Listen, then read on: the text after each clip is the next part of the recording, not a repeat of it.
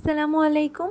আমার বাসার এই পোর্শনটাতে কিছুদিন থেকে খুব পিঁপড়া হয়েছে। এত ক্লিন করার পরেও কোনোভাবেই পিঁপড়া যাচ্ছিল না। অ্যাকচুয়ালি পিঁপড়া টাইলসের মধ্যে ছোট ছোট গর্ত করে ফেলেছিল, দ্যাটস ওয়াই হাজার ক্লিন করার পরেও পিঁপড়ার থেকে কোনোভাবেই নিস্তার পাওয়া যাচ্ছিল না। তো আমি কিছুদিন থেকে টেক্সচার আর্ট দেখছিলাম, ওটা দেখে আমার মাথায় একটা বুদ্ধি আসলো যে white cement or wall putty দিয়ে এগুলোকে ঠিক করা যায়। বাট আমার কাছে এগুলো কিছু অ্যাভেলেবেল ছিল না, তো আমার কাছে টাইলসের পুটিং ছিল।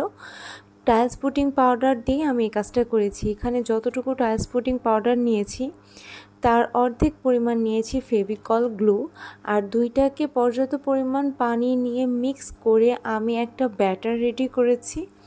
আর এই ব্যাটারটাকে এবার যেহেতু গর্তগুলো অনেক ছোট ছোট, তো চামচ দিয়ে দিলে ওইটা হবে না, ছড়িয়ে যাবে। তাই আমি একটা কোণে ছোট্ট করে একটা ছিদ্র করে আমি ওই গর্তগুলোকে পোর করার ট্রাই করেছি। যেখানে যেখানে ছোট ছোট গর্তগুলো হয়েছিল সেখানে সব জায়গায় আমি এভাবে করে পোর করে দিয়েছি। অ্যান্ড দ্য রেজাল্ট ইজ আলহামদুলিল্লাহ। তারপর থেকে আর পিঁপড়া নাই, আলহামদুলিল্লাহ। পিঁপড়া একদম দমন হয়ে গেছে। আজকে এ পর্যন্তই। আল্লাহ।